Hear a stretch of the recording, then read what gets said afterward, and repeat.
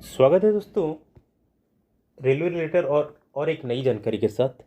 आज देखेंगे buckling. Railway track में जो बकलिंग होता है, ये बकलिंग के बारे में समझने के लिए कोशिश करेंगे। तो पहले समझते हैं कि बकलिंग क्या होता है। तो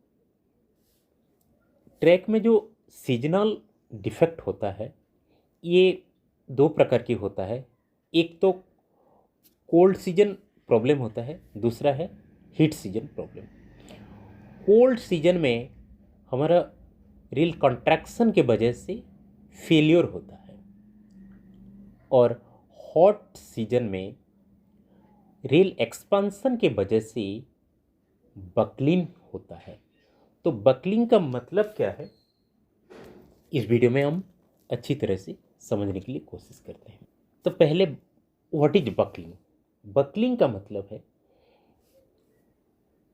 टेम्परेचर ज़्यादा होने से रेल एक्सपांड होता है, और ये रेल इतना एक्सपांड होता है कि बाहर ट्रैक के बाहर तक एक्सपांड होके चला जाता है। आप जो फिगर में देख रहे हैं, इस तरीके से बाहर एक्सपांड होके चला जाता है। तो इसे हम कहते हैं बकलिंग। अब देखते हैं कौन से फैक्टर्स हैं जो बकलिंग होने के लिए जिम्मेदार है। तो what are the reason of buckling, और ये रीजन को हम ठीक से समझेंगे तो हम समर प्रिकॉशन कर पाएंगे। तो गर्मी के मौसम में समर प्रिकॉशन बहुत ज़रूरी है ट्रैक को बकलिंग से बचाने के लिए। तो आइए समझने के लिए कोशिश करते हैं। तो what are the factor which promote the buckling in railway track. तो ये सारी चीज़ को मैं वन बाय वन पहले बता देता हूँ, इसके बाद वन बाय वन हम डिस्कस करेंगे। पहला है, नंबर वन है scanty of ballast and on consolidation of track. Number two है excessive lifting and slewing. Number three है ineffective fittings and missing fittings. Number four है इम्प्रॉपर रिपेयर ड्यूरिंग रेल और weld failure. Number fifth है misalignment of keying. और number sixth है excessive formation settlement. और number seven है improper functioning of SCJ और माल functioning of एससीजे। ये seven factors होते हैं जो कि बकलिंग का कारण है। तो आइए डिस्कस करते हैं इसको वन बाय वन। तो वीडियो को एंड तक देखिएगा ताकि आपको बकलिंग का रीजन और इसका प्रिकॉशन के बारे में मैं साइमल्टेनियसली डिस्कस किया हूँ। एक पॉइंट डिस्कस किया हूँ, इसका रीज़न, इसके बाद हमको क्या प्रिकॉशन लेना है, इस साइमल्टेनियसली मैं एंटायर वीडियो में डिस्कस किया हूँ। तो वीडियो को ध्यान से देखेंगे तो सारी चीज़ आपको समझ में आएगा। तो वीडियो को स्टार्ट करते हैं। गर्मी के मौसम में जब रेल एक्सपांड होता है तो हमारी एलडब्ल्यूआर के दोनों साइड हम जो एससीजे इंस्टॉल किए होते हैं, एससीजे, ये रहा एससीजे, ये रहा एससीजे, ये रहा एससीजे, ये रहा एससीजे। तो गर्मियों के मौसम में जब रेल एक्सपांड होता है तो ये एक लिमिट तक रेल एक्सपांड होता है और ये एससीजे में ये एक्सपांसन एडजस्ट हो जाता है। अगर एक्सपांसन बहुत ज़्यादा हो जाता है और एससीजे सड़ जाता है, इसके बाद क्या होता है, रेल के अंदर एक्सपांसन के वजह से स्ट्रेस होता है, तो ये और दूसरे जगह ढूंढता है एक्सपांड होने के लिए। तो ये कैसे एक्सपांड होता है, इसके लिए जो पहला रीजन होता है scanty of ballast. Scanty of ballast पहला रीजन होता है। तो ये है एक ट्रैक का एक डायग्राम है। इस डायग्राम के मैं समझाने के लिए कोशिश करता हूँ कि यहाँ जो बालास्ट होता है ये है क्रीप बालास्ट कहते हैं। क्योंकि रियल ट्रैक के ऊपर जब व्हीकल मूवमेंट होता है तो क्या होता है, ये लॉन्गिट्यूडनल मूवमेंट होने का चांसेस होता है। तो इस दौरान क्या होता है, हम दोनों स्लीपर के बीच हम बालास्ट डालते हैं, जिसको हम कहते हैं क्रीप बालास्ट। और ये क्या करता है, क्रीप बालास्ट जो होता है, ये है क्रीप बालास्ट क्या करता है कि कुशन बालास्ट से कनेक्ट करता है और ट्रैक को लॉन्गिट्यूडनल मूवमेंट होने से रोकता है, यानी कि रेजिस्टेंस करता है। तो क्रीप बालास्ट का जो फंक्शन है, ये ट्रैक का लॉन्गिट्यूडनल मूवमेंट का रेजिस्ट करता है। अब बताता है कि ये जो है इसको हम कहते हैं शोल्डर बालास्ट का जो फंक्शन है, ये पोर्शन है क्रॉस सेक्शन। तो क्रॉस सेक्शन के बाद इस स्ट्रक्चर में हम बालास्ट को ड्रेसिंग करते हैं और जिसको हम कहते हैं शोल्डर बालास्ट। तो शोल्डर बालास्ट का जो फंक्शन है, ये ट्रैक को लेटरल मूवमेंट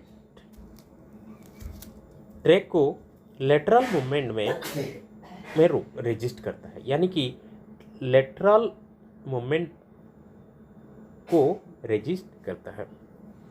अब क्या होता है कि जब ट्रैक एसीजे सड़ जाता है, ज़्यादा टेम्परेचर की वजह से दोनों छोर में एसीजे अगर सड़ जाता है तो ट्रैक दूसरे कहीं एक्सपांड होने के लिए जगह ढूंढता है। कहीं कहीं हमारा क्या होता है, कहीं कहीं बालास्ट जो हम ये जो बालास्ट है, ये हमारा शोल्डर बालास्ट है। तो ये शोल्डर बालास्ट है। मान लीजिए ये जगह शोल्डर बालास्ट ही नहीं है, यानी कि बालास्ट स्केंटी है। तो क्या करेगा, यहाँ रेल ज़्यादा एक्सपांसन की वजह से ये क्या करेगा, इधर मूवमेंट करना शुरू कर देगा, क्योंकि ये स्लीपर इजीली मूव हो जाएगा, क्योंकि यहाँ शोल्डर बालास्ट बिल्कुल नहीं है। नहीं होने से क्या होगा, नहीं होने से ये लेटरल मूवमेंट हो जाएगा और रेल बिल्कुल इस तरीके से मूवमेंट हो जाएगा। तो ये कहीं कहीं एस शेप में हो जाता है, कहीं कहीं ऐसे हो जाता है। तो इससे बचने के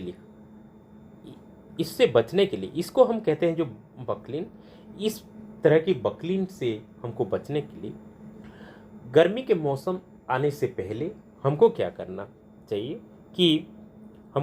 चाहिए कि जितने भी शोल्डर बालास्ट है, इसको प्रॉपर तरीके से ड्रेसिंग करना बहुत ज़रूरी होता है। अब प्रॉपर तरीके से शोल्डर बालास्ट को हम ड्रेसिंग करेंगे तो ट्रैक का जो लेटरल मूवमेंट है, ये रेजिस्ट करेगा ये शोल्डर बालास्ट। जहाँ जहाँ हमारा इंटरसेक्शन में ट्रेसपास है, ये सारे को अटेंड करना बहुत ज़रूरी होता है, क्योंकि ट्रेसपास में बालास्ट शोल्डर पोर्शन में स्केंटी होता है। तो सारे ट्रेसपास को ड्रेसिंग किया जाए या फिर इसका कुछ प्रोटेक्शन कर दिया जाए, ताकि वहाँ बालास्ट स्केंटी ना हो और बकलिंग से बचा जा सके। तो इसी तरीके से पहला पॉइंट जो है हमारा स्केंटी ऑफ बालास्ट। इसके बाद on consolidation of track. On consolidation of track क्या होता है, मान लीजिए कहीं हम ट्रैक में कुछ रिन्यूअल काम किए हैं, कुछ स्लीपर रिन्यूअल किए हैं या फिर डीप स्क्रीनिंग वर्क किए हैं। तो ये सारे चीज़ हमारे टेम्परेचर के अनुसार हम करते हैं। तो जो सेफ टेम्परेचर के अंदर जो होता है, यही सब करते हैं। तो ट्रैक स्टेबल है, इसका मतलब ट्रैक रेजिस्टेंस इसमें मैक्सिमम होता है। अगर कहीं हम रिन्यूअल का काम, मेंटेनेंस का काम करते हैं, तो ट्रैक का जो रेजिस्टेंस पावर होता है, ये धीरे धीरे ये वहाँ घट जाता है, जब तक कि ट्रैक कंसोलिडेट ना हो जाए। और ट्रैक कंसोलिडेशन का जो प्रक्रिया होता है, ये टाइम एक्सपांड होता है, यानी कि ये एक दिन में 2 दिन में ये ट्रैक कंसोलिडेट नहीं होता है, इसके लिए कुछ टाइम का ज़रूरत होता है। तो हम मान लीजिए यहाँ स्लीपर रिन्यूअल किए या फिर डीप स्क्रीनिंग किए या फिर कुछ तरह के रिन्यूअल किए हैं, तो ट्रैक को कंसोलिडेट होने से इसको समय लगता है। मान लीजिए कुछ टेम्परेचर में हम यहाँ डीप स्क्रीनिंग किए हैं और कुछ दिन के बाद टेम्परेचर बढ़ जाता है। टेम्परेचर बढ़ जाने से क्या होगा, वहाँ बकलिंग होने की चांसेस ज़्यादा होता है। तो इसीलिए क्या है कि गर्मी के मौसम आने से पहले हमको ट्रैक का शोल्डर बालास्ट को सही तरीके से ड्रेसिंग करना है, और जो जगह हमारा रिन्यूअल हुआ है वहाँ हमको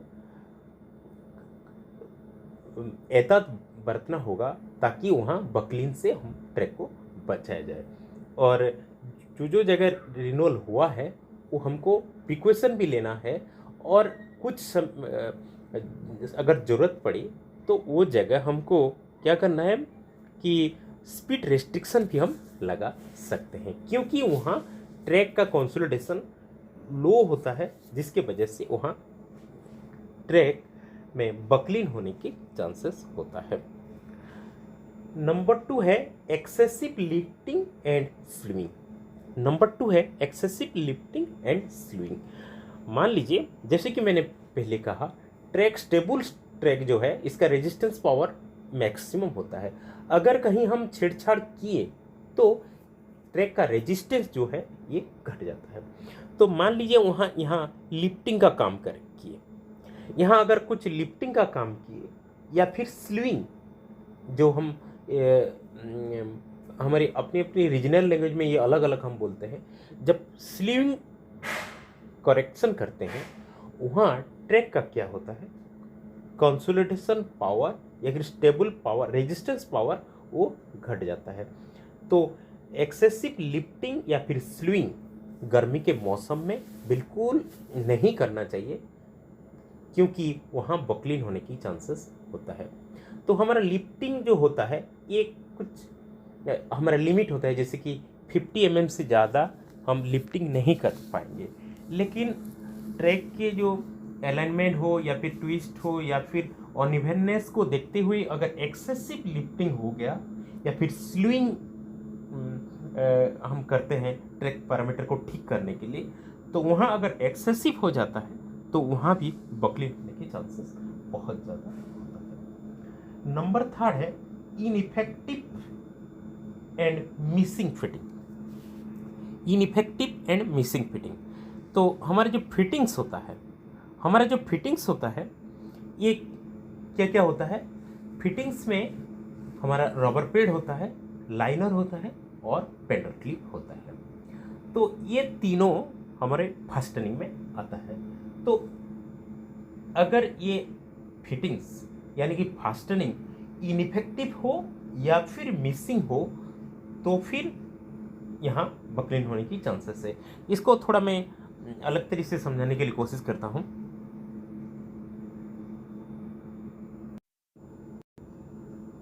नंबर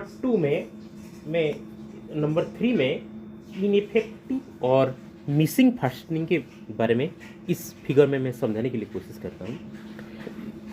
इसमें क्या है कि ये है हमारा स्लीपर, ये है हमारे स्लीपर, और ये है रेल, ये दोनों रेल है। रेल के नीचे जो होता है ये है रबर पेड़, और रबर पेड़ और स्लीपर और स्लीपर और रेल के बीच में हम रबर पेड़ लगाते हैं।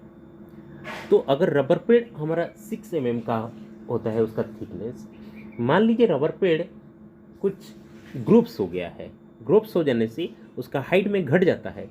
हाइट में घट जाने से यहाँ जो क्या है, यहाँ हमारा जो पेंडल क्लिप है इसका टो लोड वहाँ घट जाएगा, क्योंकि जो पेंडल क्लिप है वो सही तरीके का मतलब रिक्वायर्ड अमाउंट का जो टो लोड प्रोवाइड करने के लिए लाइनर और रबर पेड़ ये प्रॉपर तरीके से लगना ज़रूरी है।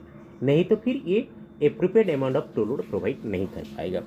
तो यहाँ जो रबर पेड़ अगर ग्रुप्स होने से रेल का हाइट घट जाता है, हाइट घट जाने से यहाँ pendulum clip proper appropriate amount of toe load provide नहीं कर पाएगा। दूसरा है हमारा लाइनर का दो फंक्शन होता है। लाइनर का जो काम होता है ये पहला तो ये गेज प्रोवाइड करता है, और दूसरा है पेंडुलम क्लिप में जो टो लोड होता है ये लोड को ये एक्सपांड कर देता है। एक जगह अगर ये लोड होगा तो उसमें क्या होगा, उसमें ये डिस्ट्रॉय हो जाएगा। इसलिए लाइनर क्या करता है, ये मैक्सिमम जगह पर ये लोड को एक्सपांड कर देता है। और तीसरा भी और एक फंक्शन है कि मान लीजिए यार्ड लोकेशन में हम जीआरपी यार्ड लोकेशन में हम प्लास्टिक लाइनर लगाते हैं। तो प्लास्टिक लाइनर लगाने से ये क्या करता है कि इंसुलेशन का काम भी करता है ट्रैक सर्किट एरिया में। तो ये तीनों काम करता है लाइनर। और तीसरा है हमारा पेंडुलम क्लिप। तो पेंडुलम क्लिप जो है ये एक spring elastic form of material है जो कि रेल को स्लीपर के साथ बाइंडिंग करके रखता है। लेकिन ये रिजिडली बाइंडिंग करके नहीं रखता है, ये फ्लेक्सिबली बाइंडिंग करके रखता है। ये जो पेंडुलम क्लिप होता है ये रिजिडली बाइंडिंग करके नहीं रखता है, ये फ्लेक्सिबली, यानी कि जब रेल मूवमेंट होगा, जब ट्रैक के ऊपर मूवमेंट होगा तो रेल थोड़ा जस्ट कुछ आगे पीछे हो सकता है। इसके लिए हम जो पेंडुलम क्लिप का जो टो लोड चेक करते हैं, ये required amount of toe load ही हमको चाहिए होता है, जो पेंडुलम क्लिप का जो टो लोड। तो पेंडुलम क्लिप भी क्या करता है, ट्रैक को पकड़ के रखता है, जिसके वजह से ट्रैक का मूवमेंट रेजिस्ट हो पाए। तो ये सारे चीज अगर मिसिंग है तो फिर बकलिंग होने की चांसेस है। मान लीजिए रेल को पेंडुलम क्लिप प्रॉपर तरीके से पकड़ के रखा है और बहुत सारे पेंडुलम क्लिप अगर मिसिंग है तो क्या करेगा, रेल बकलिंग होने की चांसेस होता है। और दूसरा है इनइफेक्टिव का मतलब है अगर सही ड्राइंग नंबर का फास्टनिंग हम लगाए हैं तो भी टो लोड कम देगा, टो लोड कम प्रोवाइड करेगा। कभी कभी हम क्या करते हैं कि जब पेंडुलम क्लिप लगाते हैं तो पेंडुलम क्लिप खोल जाने से पेंडुलम क्लिप को प्रॉपर तरीके से रखने के लिए कभी कभी स्क्रू दे दिया जाता है, कोई लकड़ी उकड़ी दे दिया जाता है ताकि पेंडुलम क्लिप ना खोले। लेकिन ये मैनुअल आउट ऑफ मैनुअल है, क्योंकि पेंडुलम क्लिप हम जो कारण के लिए ट्रैक में लगाते हैं, ये सारी माल चीज देने से पेंडुलम क्लिप जो काम करना चाहिए वो नहीं करता है। मान लीजिए पेंडुलम क्लिप नहीं खोलेगा, लेकिन जो required amount of toe load pendulum clip से हम रिकॉर्ड करते हैं वो रिक्वायरमेंट हमको नहीं मिलेगा।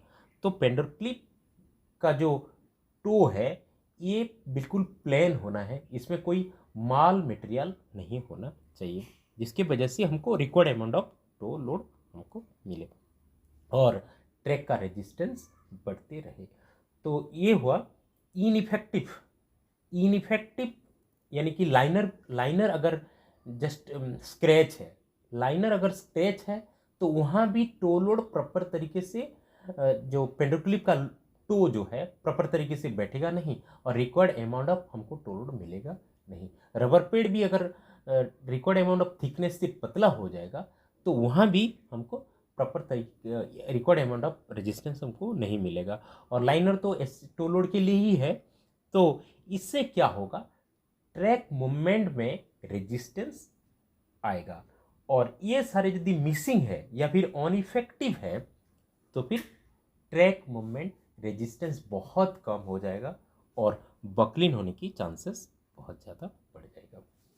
और नंबर 4 है इम्प्रॉपर रिपेयर ड्यूरिंग रेल और वेल्ड फेल्योर। जैसे कि ठंडी के मौसम में रेल का कंट्रैक्शन की वजह से रेल फेल्योर होता है, रेल फेल्योर होता है। तो रेल फेल्योर होने से हम रिपेयर का वर्क करते हैं। तो ये रिपेयर वर्क जैसे कि हमारा 4 टाइप होता है, इमरजेंसी रिपेयर, टेम्परेरी रिपेयर और परमानेंट रिपेयर और डिस्ट्रेसिंग। तो ये चारों स्टेज में हम ये रिपेयर वर्क करते हैं। कहीं हमारा रेल फेल्योर हो गया तो ये चारों करते हैं। तो ये जो करते हैं, मान लीजिए ये हमारा एक रेल सेक्शन है, ये हमारा ट्रैक है, ये ट्रैक है, ये ट्रैक है। कहीं हमारा फेल्योर हो गया, कहीं हमारा फेल्योर अगर हो गया तो हम क्या करेंगे, पहले हमारा इमरजेंसी रिपेयर करते हैं। इमरजेंसी रिपेयर जो करते हैं, जो ट्रेन का पासिंग करने के लिए, यानी कि ट्रेन पासिंग को रिवाइवल करने के लिए इमरजेंसी में हम फेस प्लेट लगाते हैं और क्लैंप लगा के हम ट्रेन को पासिंग करने के लिए हम रिपेयर करते हैं। नंबर 2 है टेम्परेरी रिपेयर। फिर इसके बाद 1-2 दिन के अंदर हमको टेम्परेरी रिपेयर जो करते हैं, रेल चेंज करके फिर स्प्लिटेड कर देते हैं। और फिर परमानेंट रिपेयर जो होता है, हम दोनों रेल के साइड में हम वेल्डिंग कर देते हैं और इसको परमानेंट रिपेयर करते हैं। और चौथा जो है ये है हमारा डिस्ट्रेसिंग। मैनुअल के अनुसार कहीं हमारा रेल फेल्योर हुआ और हम रिपेयर का काम किए तो वहाँ दोनों साइड 125 मीटर हमको एक लोकल डिस्ट्रेसिंग करना है, यानी कि रेल को हम रिलैक्स कर देना है, स्ट्रेस फ्री कर देना है ताकि वहाँ ना हो। लेकिन हम क्या होता है, रिपेयर में जो 3 प्रकार रिपेयर होता है, जो इमरजेंसी रिपेयर, टेम्परेरी रिपेयर और परमानेंट रिपेयर, ये काम तो इमीडिएट करते हैं। लेकिन जो लोकल डिस्ट्रेसिंग जो हम बोलते हैं, ये अक्सर हम नहीं करते हैं, जिसके वजह से कि रेल के अंदर स्ट्रेस कंसंट्रेट होकर रहता है और ये फिर गर्मी के मौसम में ये प्रॉब्लम करता है। वही स्ट्रेस की वजह से ये रेल बकलिन होने का चांसेस होता है। तो हम क्या करेंगे, रेल रिपेयर के समय हम इस चारों स्टेज को हम सही तरीके से हम एडप्ट करेंगे। तो और इसमें किसी भी स्टेज को हम वायलेट नहीं करेंगे तो फिर हम ट्रैक को बकलिंग से बचा पाएंगे। यहाँ और एक बात डिस्कस करना बहुत ज़रूरी है कि मान लीजिए ये एक रेल सेक्शन है और ये रेल सेक्शन में फेल्योर हो गया, जैसे कि मैं दिखा रहा हूँ, ये फेल्योर हो गया। रेल सेक्शन फेल्योर हो जाने से क्या हो जाता है, थोड़ा सा गैप हो जाता है। जब हम वहाँ रेल चेंज करेंगे, मान लीजिए मिनिमम 6 मीटर का एक रेल हम वहाँ लगाएंगे, तो वहाँ तो पहले से गैप था, लेकिन हम बिल्कुल 6 मीटर का रेल वहाँ चेंज कर देंगे। इससे क्या होता है, जो गैप था उसी जगह एक्स्ट्रा मटेरियल हम रेल के अंदर ऐड किए, तो इसको कहते हैं एक्स्ट्रा मटेरियल इंक्लूजन कहते हैं। तो पेरेंट रेल में गैप था, मान लीजिए 10 mm का गैप था या फिर 8 mm का जो भी गैप था, लेकिन हम जब रेल चेंज कर लेते हैं तो पूरी लेंथ 6 मीटर का पूरा लेंथ हम चेंज कर देते हैं। तो वहाँ क्या हुआ, एक्स्ट्रा हमारा 10 mm का रेल ऐड हुआ। तो ये जो ऐड हुआ ये तो ठंडी के मौसम में कोई प्रॉब्लम नहीं होगा, लेकिन जब गर्मी के मौसम में आएगा तो ये एक्स्ट्रा रेल जो है इस स्ट्रेस में, ये जो एक्स्ट्रा रेल है ये एक्सपांड हो जाएगा। इसके लिए क्या करते हैं हम, अक्सर रेल चेंज के बाद एक लोकल डिस्ट्रेसिंग करना बहुत ज़रूरी होता है। लोकल डिस्ट्रेसिंग कर देने से ये ट्रेस बिल्कुल ख़त्म हो जाएगा और गर्मी के मौसम में क्या होगा कि वहाँ बकलिंग होने की चांसेस नहीं होगा। तो इसे कहते हैं एक्स्ट्रा मटेरियल इंक्लूजन। तो और ये एक्स्ट्रा मटेरियल इंक्लूजन के लिए हमको वहाँ जो हमारा रिपेयर का जो 4 स्टेज है, ये सारे स्टेज को विदाउट एनी वायलेशन हम अगर इम्प्लीमेंट करते हैं तो जो वहाँ बकलिन होने के चांसेस कम हो जाएगा। नंबर 5 है मिस अलाइनमेंट ऑफ। अगर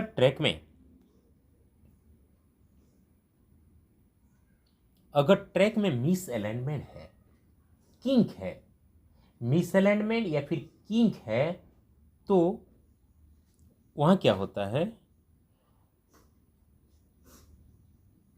ट्रैक आउटसाइड जाने का चांसेस होता है। अगर वहाँ किंक है तो मिसअलाइनमेंट या फिर किंक है, मिसअलाइनमेंट या फिर किंक अगर होता है तो मिसअलाइनमेंट तो हमको समझ में आता है, क्योंकि वहाँ मिसअलाइनमेंट है तो रेल आउटसाइड जाने का चांसेस होता है अगर कहीं ऐसी सिचुएशन हो तो। और किंक है तो अगर मिसअलाइनमेंट है या फिर किंक है तो हमको सही तरीके से इसको रिपेयर करना बहुत ज़रूरी होता है। नंबर 6 है excessive formation settlement. Excessive formation settlement 6 है एक्सेसिव फॉर्मेशन सेटलमेंट। अब ये फिगर में आप जैसे देख रहे हैं, ये मैं एंटायर फॉर्मेशन को यहाँ दिखाया हूँ। तो यहाँ क्या होता है, अगर फॉर्मेशन एक्सेसिव सेटलमेंट कहीं हो रहा है तो फॉर्मेशन और जो हमारा ट्रैक का प्रोफाइल, ये तो हमारे लिए अलग अलग, क्योंकि ट्रैक का प्रोफाइल पीओए में देखा जाता है, लेकिन फॉर्मेशन जो है ये हम रिलेट नहीं कर पाएंगे प्रोफाइल से। तो अगर कहीं ट्रैक फॉर्मेशन सेटलमेंट हो रहा है एक्सेसिवली, तो वहाँ हमको ध्यान रखना है और वहाँ ट्रैक को हमको नज़र रखना है, ताकि कहीं ये कुछ इम्प्रॉपर बिहेवियर तो नहीं कर रहा है ट्रैक। ये चीज़ हमको ध्यान में रखना है ताकि हम ट्रैक को बकलिंग से बचा पाएंगे। तो ये भी बहुत इम्पोर्टेंट चीज़ है, हम माइन्यूटली ध्यान में रखेंगे कि कहीं फॉर्मेशन अगर इस तरीके से बिहेवियर कर रहा है तो हम वहाँ ध्यान रखेंगे और उसको इस तरीके से प्रोटेक्शन लेंगे। Improper functioning of SCJ. SCJ जो सर्दी के मौसम में एक कंट्रैक्ट होता है और गर्मी के मौसम में एक्सपांड होता है। इसके लिए हम एलडब्ल्यूआर के दोनों साइड में हम क्या करते हैं, एससीजे इंस्टॉल करते हैं, ताकि ये टेम्परेचर वेरिएशन से जो एक्सपांड या फिर कंट्रैक्ट होता है उसको एडजस्ट करने के लिए हम एससीजे इंस्टॉल करते हैं। लेकिन क्या होता है, कहीं कहीं एससीजे इम्प्रॉपर बिहेवियर दिखाता है, इम्प्रिपेयर प्रॉपर दिखाता है। जो एक्सपांड होना है या फिर जो कंट्रैक्ट होना है, इससे अलावा ज़्यादा कंट्रैक्ट हो जाना या फिर ज़्यादा एक्सपांड हो जाना, और कहीं कहीं एससीजे सट जाता है, एससीजे सट जाता है, तो इसको हमको बहुत ध्यान में रखना है ताकि हम वहाँ कुछ प्रोटेक्शन कर पाए। वहाँ प्रोटेक्शन करने से हम ट्रैक को बकलिंग से बचा पाएंगे। नहीं तो हमको बकलिंग से बचाना ट्रैक को मुश्किल हो जाएगा, क्योंकि ये बहुत इंपॉर्टेंट पॉइंट है कि इम्प्रॉपर फंक्शनिंग ऑफ एससीजे, यानी कि जो इम्प्रॉपर बिहेवियर ऑफ एससीजे को हमको माइन्यूटली ध्यान देना है और टाइम टू टाइम इसका गैप को चेक करना है। और ये गैप का जो चेक करने का तरीका, तो आप जानते हैं कि जो एससीजे का जो मार्किंग पॉइंट होता है, मार्किंग पूल होता है, मार्किंग पूल से हम थ्रेड्स को लगा के टाइम टू टाइम हम गर्मी के मौसम में इसका जो एससीजे का गैप को हम टाइम टू टाइम मेजर करेंगे और उसका बिहेवियर को चेक करेंगे, जिसके वजह से हम ट्रैक को बकलिंग से बचा पाएंगे। तो ये सारे थे समर प्रिकॉशन, यानी कि ये सारे कॉजेस होते हैं बकलिंग के लिए, यानी तो ये सारे बकलिंग का कॉजेस होते हैं। तो बकलिंग से हमको ट्रैक को बचाना है, तो ये सारे जो मैं 7 को पॉइंट्स डिस्कस किया, ये सारे चीज़ को ध्यान में रखने से हम ट्रैक को बचा पाएंगे और गर्मी के मौसम में ट्रैक को ठीक से रख पाएंगे। तो आशा करता हूँ आपको ये वीडियो पसंद आया होगा और समर प्रिकॉशन में जो सावधानी बरतना चाहिए समर में ट्रैक के लिए, ये एक एक चीज़ आपको समझ में आ गया होगा। अगर आपको ये वीडियो अच्छा लगा हो तो वीडियो को लाइक कीजिएगा, कमेंट कीजिएगा और चैनल में नए हैं तो चैनल को सब्सक्राइब करना मत भूलिएगा। नमस्कार।